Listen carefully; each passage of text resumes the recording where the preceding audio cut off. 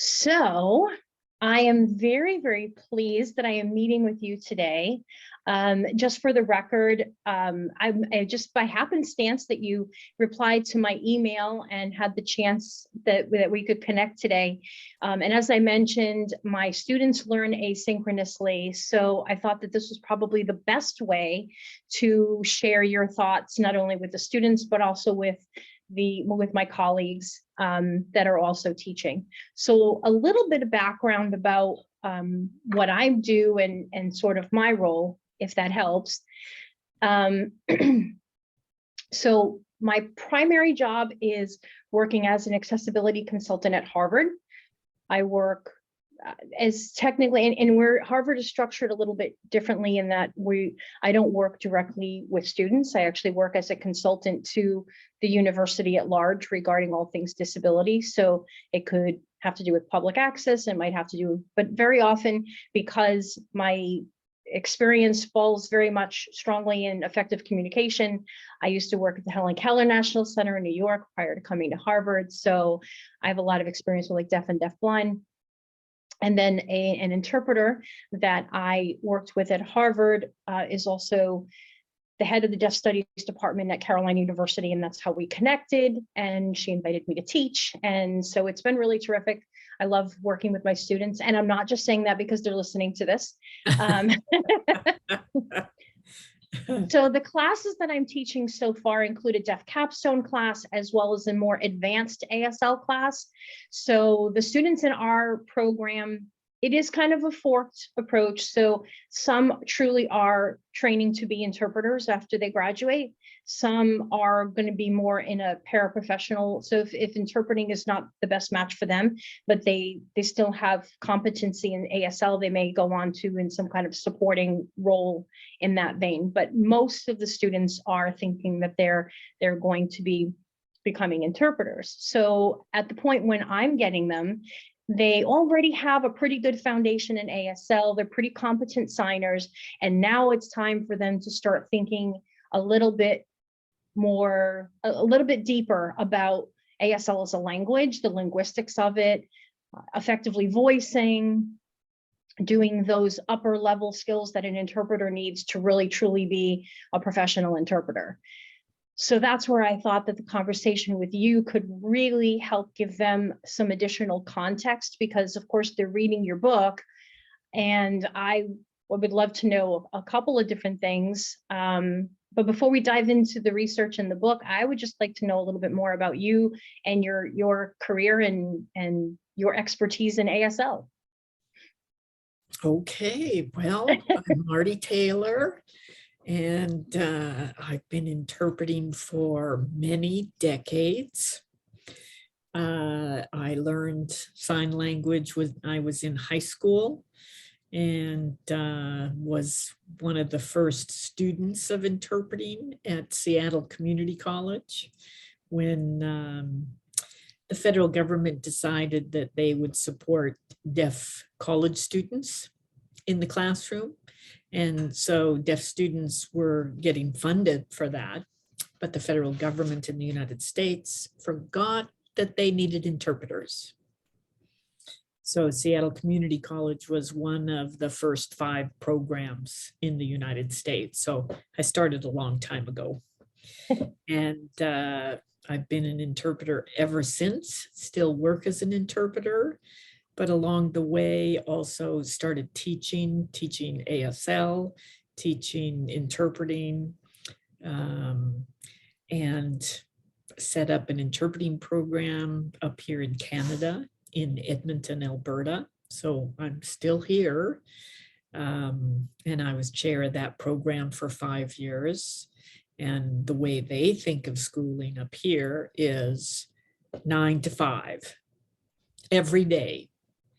So we had great graduates. When they finished, they were pretty darn competent. And then I started doing research, because I was still teaching the way I learned way back when, and I didn't have very many resources. So I left that position, went back to university, got my doctorate, And the result of my doctorate was this book that I didn't know was going. Oh, you have an old one too. Yours looks more fresh than mine. I managed to score it on Amazon, and this is the tried and true. And the part of the reason that I wanted to talk with you today is to talk about some of the differences, but the meat and potatoes really is here. Yes. And my question was, what makes a competent interpreter? How do we know? So we can look at them and if we have a lot of experience, we go, oh yeah, that's good. And oh, that's not so good. Or oh no, they're still learning, it's new. But how do we know that? So that was my question. And my original goal was to build onto research that was already there. Are you familiar with Dennis Coakley's model of I am. interpretation, sociolinguistic model? Yep. So that was one of our first models of interpretation. So I spoke to Dennis and said, so I'm trying to add on to what you've done. And we talked about that. That's where I was headed. But then as I started my research and looking at different interpretations, I had access to national certification tests, and I knew where people dropped out if they did not successfully pass. And up in Canada, we have you have to pass the ASL component first, and that's rated by deaf people. And if you pass that, then you have to pass the English component, and that's rated by English people who are professors of English and don't know anything about sign language. So if you pass that, then you're looked at through the interpreting aspect. So if you pass all three of those, you're nationally certified. So I knew at what point people exited or passed or didn't pass. And looking at all that, Dennis Coakley's model assumed bilingualism. My research was showing, oh, most of our errors are not interpreting errors per se, they are linguistic errors. So my work actually is pre-Dennis's work because he assumes bilingualism. So that's where it all came about. And that makes a lot of sense. And I see that a lot with my students and even people that I've worked with over the years, that I think that ASL is sort of presented at face value.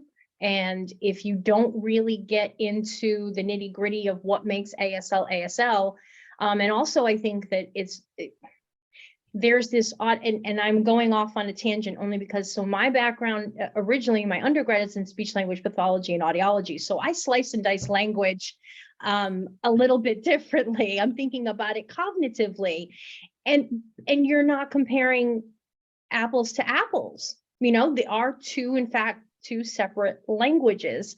And when you first start to learn, I think students have a difficult time sort of grasping that you can't, it's not as simple as information in, turn it around, information out. You're operating under two completely different processes. So that's awesome. That makes a lot of sense in terms of how your book is written. And it targets, I like the fact that the book targets specifically the things that it doesn't go in. I mean, a lot of ASL books, I said this to my students yesterday, a lot of ASL books kind of follow the same sort of model in terms of how they deliver. It's like a how-to book. And yours is almost reads the opposite way. It's like a how not to book, which is good because it hits you right where you start, like from page 1, you're like, oh, I do that. Yes. And the original research was just going to have the skills. That was the original intent. What skills do we need? But when I went out and did my data collection, and I had expert panels looking at interpretations, taped interpretations, And then they looked at those skills and I asked, do they have that skill or not?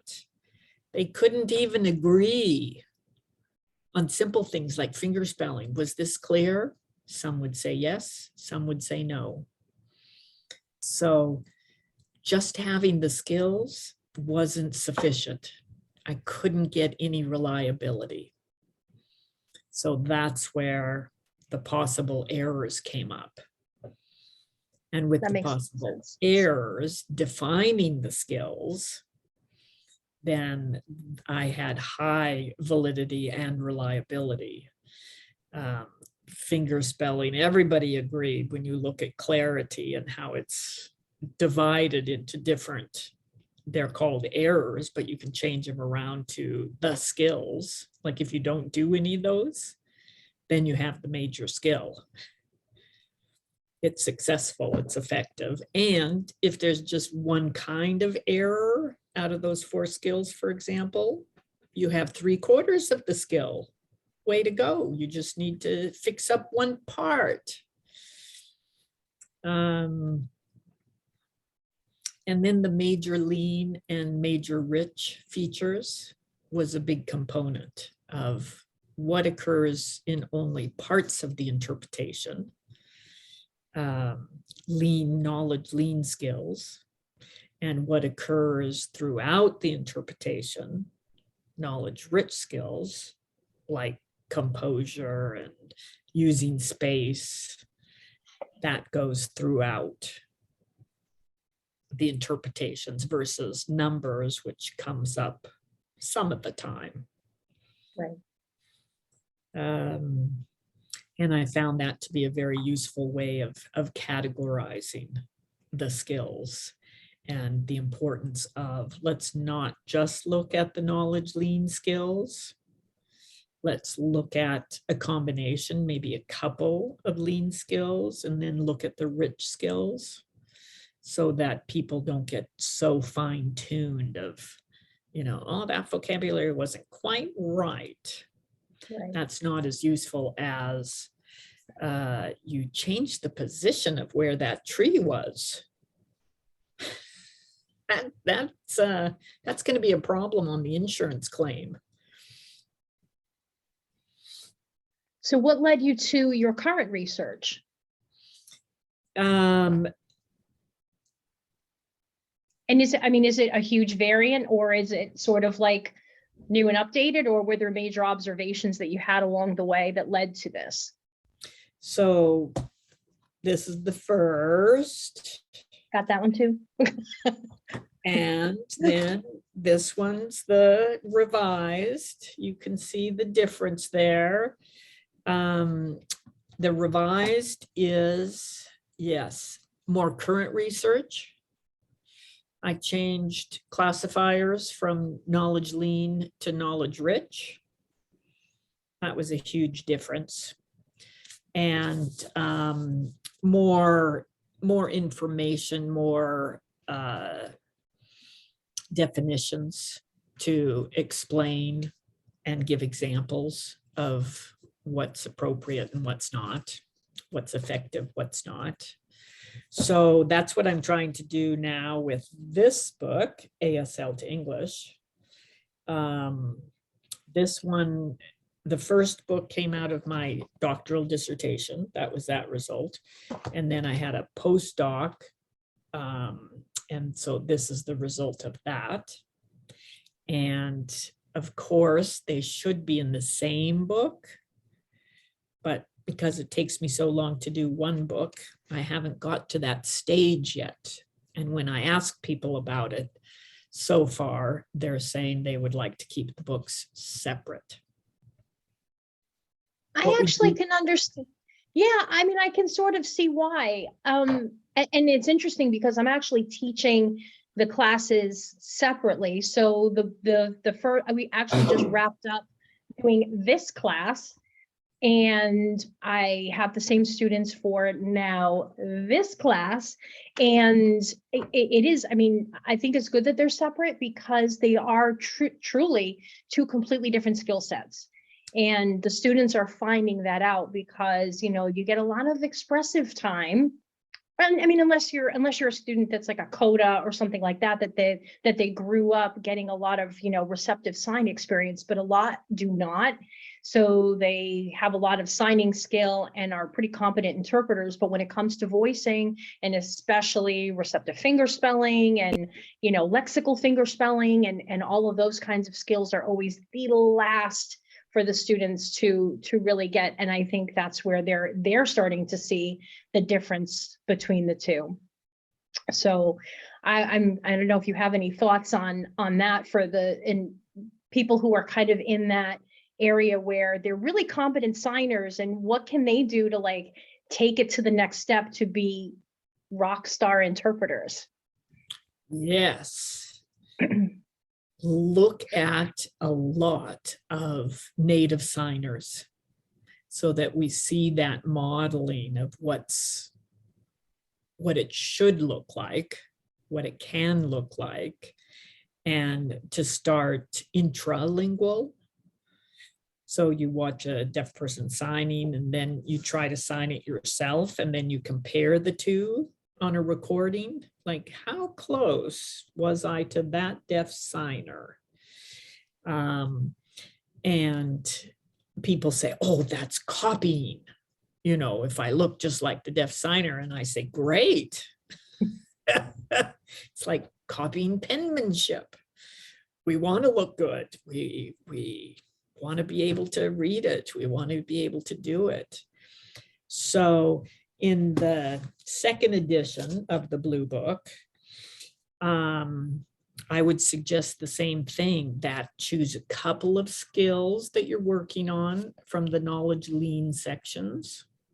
Vocabulary, for example, just pick one or two skills in that section, and then pick a couple of skills in the rich sections, classifiers, using space, grammar, just a couple of skills, and really hone in on that so that you're not looking at everything. You're not being overwhelmed, because that's one thing that happens with the books.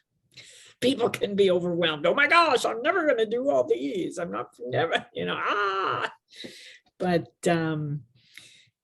hone in and perfect them, and then use that skill throughout in your signing and in your ASL to English interpretations. Watch for those skills being used by the deaf person. So those are a couple of tips. Don't get hung up on each individual skill, but master them. One of the examples I give is early on when I was learning about classifiers, probably before it had the name of classifiers, I was trying to describe doing something with the head in a movie theater. And so we were all sitting in the movie theater, and I had this person in front of me who kept blocking my view. And, so I said something like,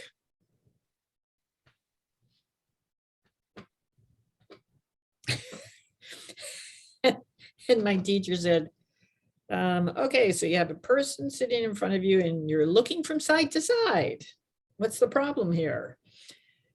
Well, his head's in my way. And then I learned, oh, okay, head in front of my face has nothing to do with where he's sitting per se, but head here.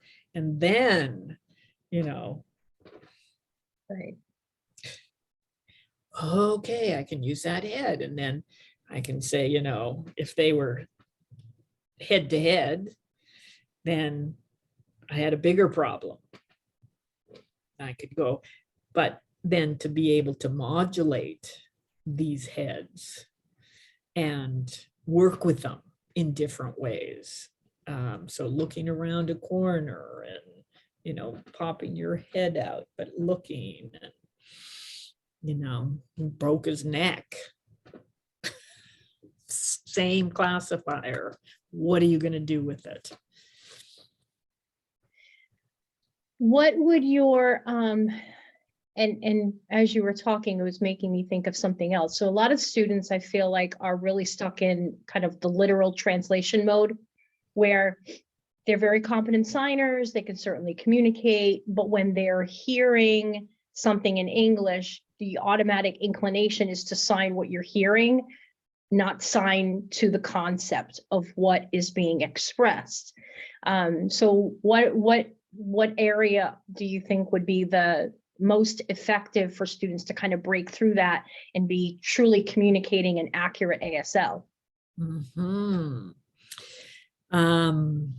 To start consecutively, or at least slow it all down, so that you have time to hear that message, and now you have time to think about how you're going to impart that information and not get hung up on the English words, and to think about how you're going to sign it. Another example I remember is talking about a shopping cart in a grocery store. And I went through all kinds of machinations of this shopping cart. So, the store and it's a food store, and, the wheels and the mesh, and I get things and I put them, it's like, okay, this is like baby talk. And then I saw a deaf person do it,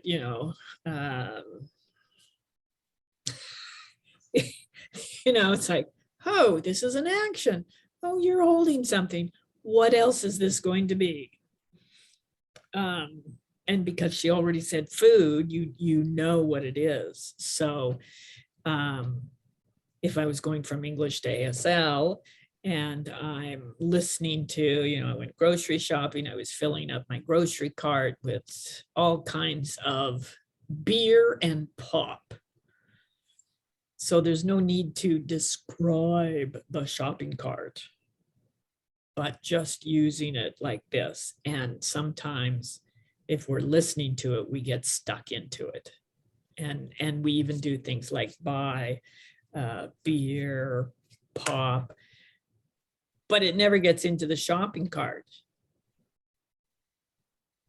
So we have beer and then, like this or like this, how much are you buying? Pop, same thing, is it a big bottle that you're putting into your shopping cart? And what's the point? The point is that the deaf person's loading up their shopping cart. So making it visual as opposed to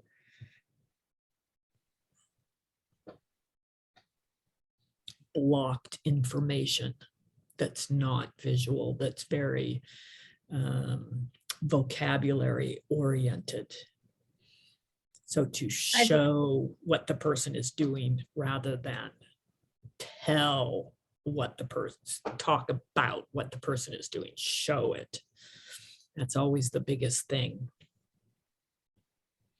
Yeah, I'm thinking there's a lot of people do, when you hear something, your automatic inclination is to just sign chunks of what you're getting, but they're not necessarily tied together. So if you go back and you watch the whole message, it's not as coherent as you think it is. Right. And turning off the sound is always a good way to see how coherent we are. Because if we're listening to the English message and our interpretation at the same time, we sometimes fill in the blanks. So just watching ourselves interpret is a very useful technique. And then to think about, like, we really have to practice. It's like tennis or a sport. You can't just watch somebody serve a ball across the net. You have to really practice that serve. You have to do it over and over again. You have to get into a habit that's an effective habit and be able to do that in all kinds of different environments. Right. It's like a muscle that needs to be used. If you don't use the muscles, you have atrophy. So right. Exactly. Or you can only use it at that one, that one time in that context, and it's not applied to different contexts when it would really work well. Right. What do you think some of the biggest challenges are for interpreters in the field right now? Or I guess a better way to say that is how has the industry changed in the time that you've been working as an interpreter? Zoom, not Right? showing up in person, and Zoom, and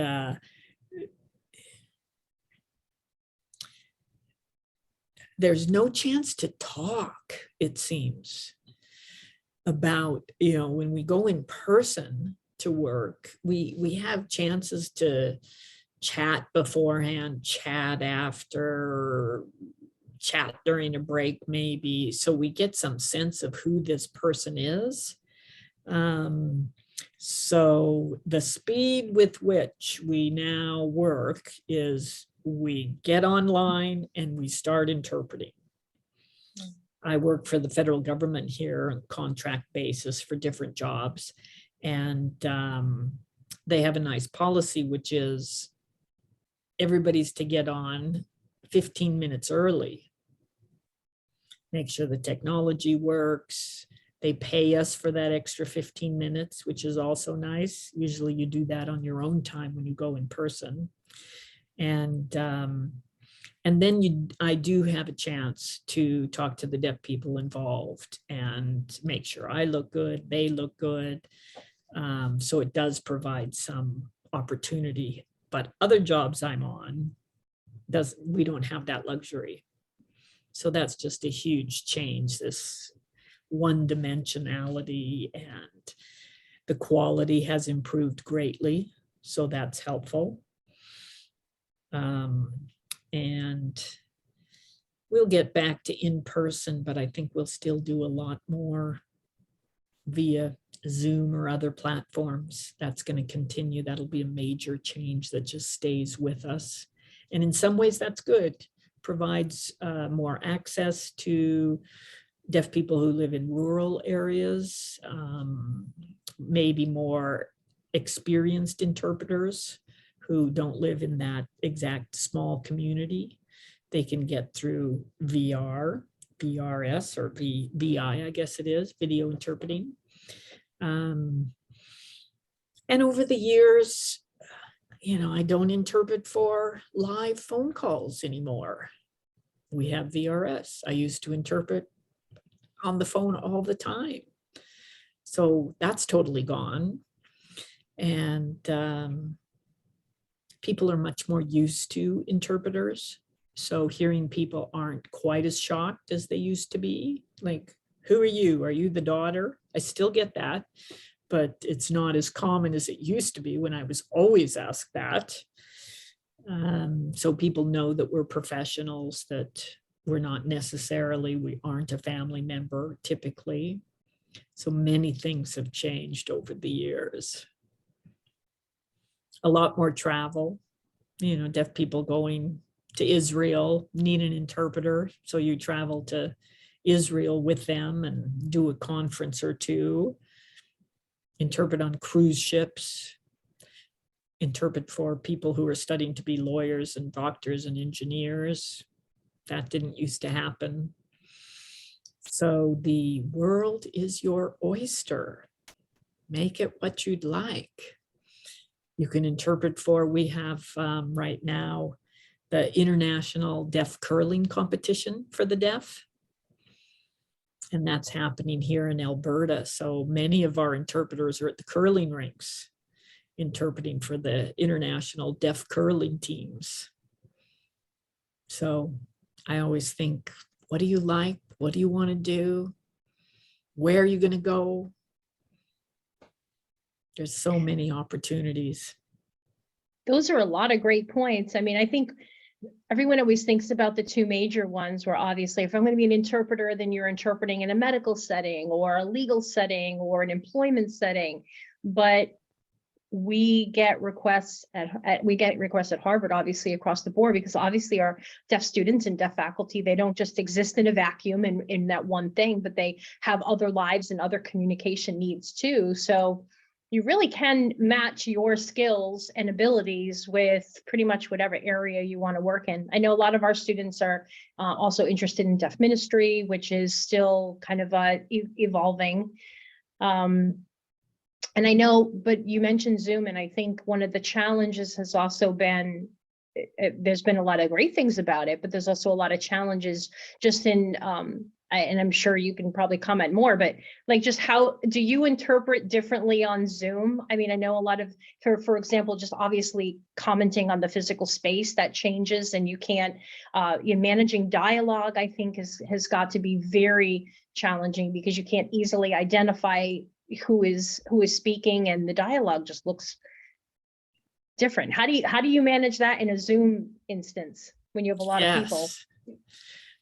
So I do ask the deaf person in advance. I said, I ask them for the names of the people who are going to be present. That's very helpful. And I write it down on a piece of paper and refer to those often. And I ask the deaf person, who's running the meeting, who's likely to speak the most. And in our case, because we have, especially when I work for the federal government, we have French and English are our official languages. So I'm also interested in, I know our meeting will be in English primarily, but I want to know, is there anybody from Quebec? And do they speak English? How well? And then I know that if I'm interpreting from ASL to English, I need to be especially careful with my English so that that Francophone understands me. Now, do you interpret in other languages? I don't. So if we have a French sign language interpreter, LSQ is what they call it, then it is more of a relay interpreting, and I have to be careful about that. But for me, it's the who's going to be speaking, what's the topic, is there an agenda, to really get that in advance if I can, and then to have the two screens so that I can see who's talking and I can pin the deaf person. And then I can also look at the agenda or the PowerPoint. And when they say things like this to that, when they're sharing their slide, I can work with it. That's really helpful. And I know we need to wrap up in a couple minutes. So I did want to ask you too about, so I don't know if we fully answered the question of like, well, so what is the future of the research look like to you? What do you think next steps look for everyone in the field? Yes. One of the downsides of Zoom type of meetings is that we're getting farther and farther away from the deaf community. So in classrooms, in interpreting classrooms, if we don't have deaf faculty teaching us, or if we only have that experience and we're not out in the deaf community, we become more isolated as a profession. We become less knowledgeable about what does the average person, do? What do they think who are deaf? And how am I fitting into that community or not?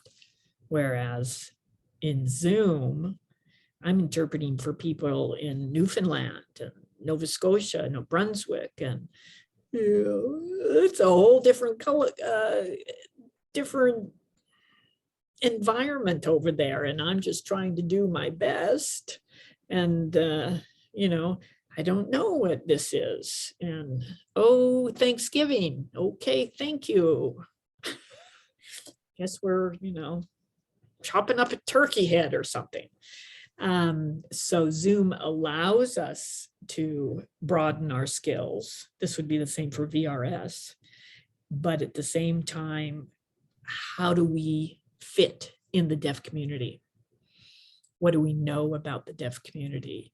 And so if we're sitting here at Zoom, gosh, if we can take some time to go to the deaf club, go to some bar with deaf people, go to meet and see what's up, go to the school for the deaf, be out there, not only an interpreter.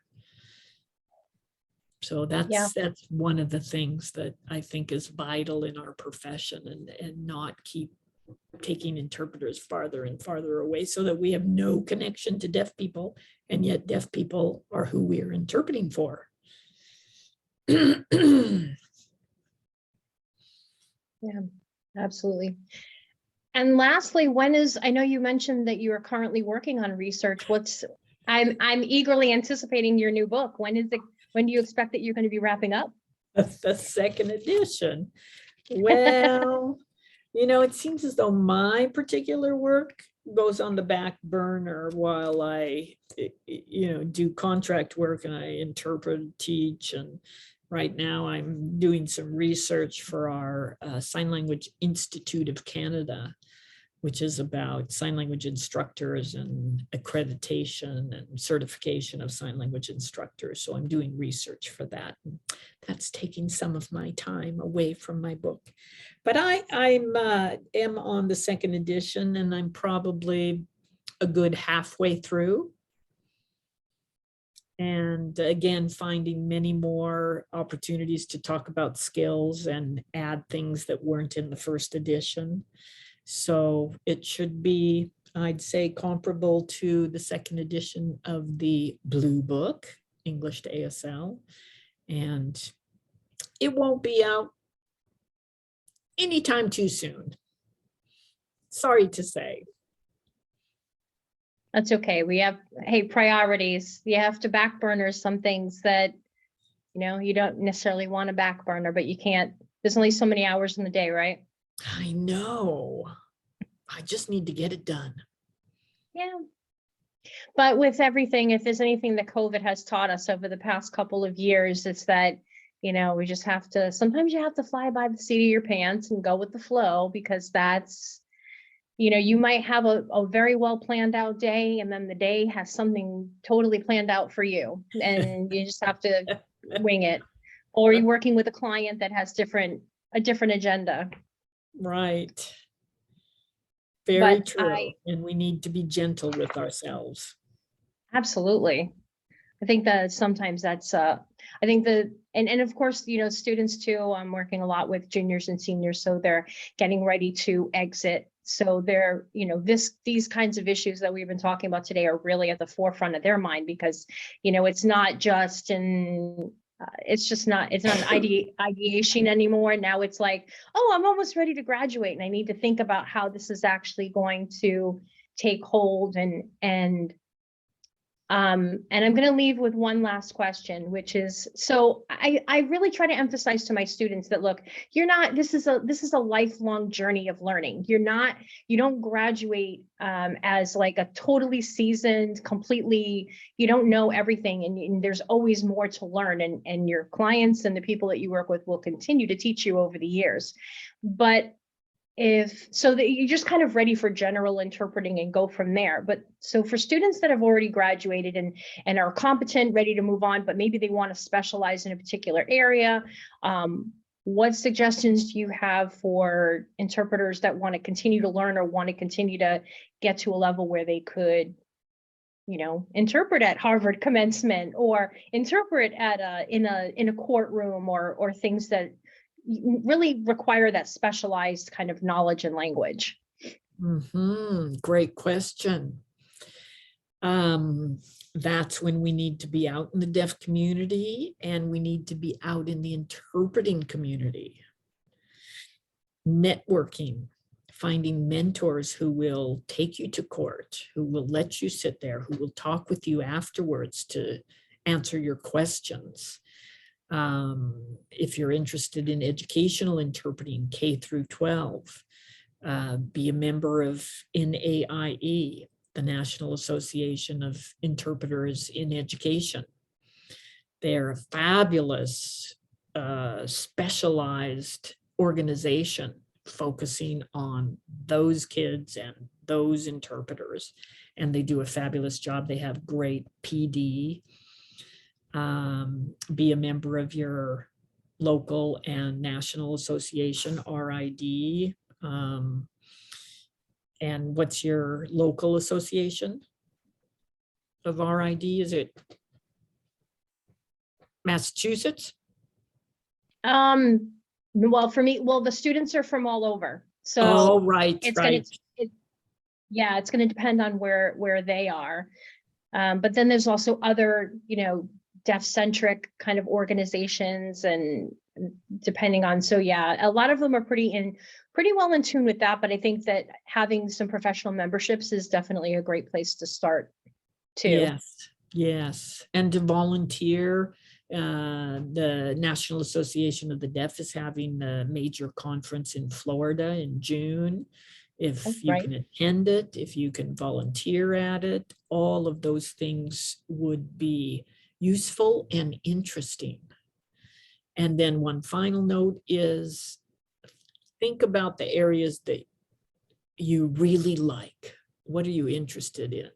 School, university, sports, adventure, travel, and keep that in mind as we move forward in the field, because those things can happen.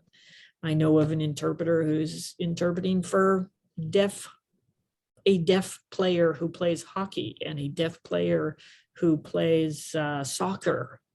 And the interpreter, those are her sports. So she's thrilled, and you can make it happen.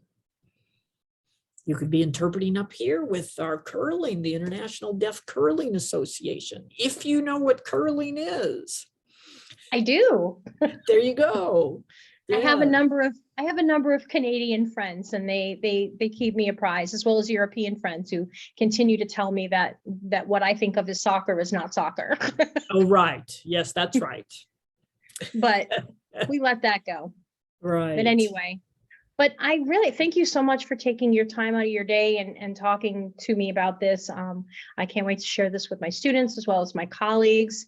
And by all means, you have my email. So as you move forward in your work, if ever you want to connect or partner or whatever, happy to do so. And I can't wait till the book comes out. Let me know. Okay, will do. And thank you so much for the opportunity. I appreciate it. Good luck to your students, and get out there and do a great job. Absolutely. All right. Have a great day. Thank you. Take care. Bye. Bye.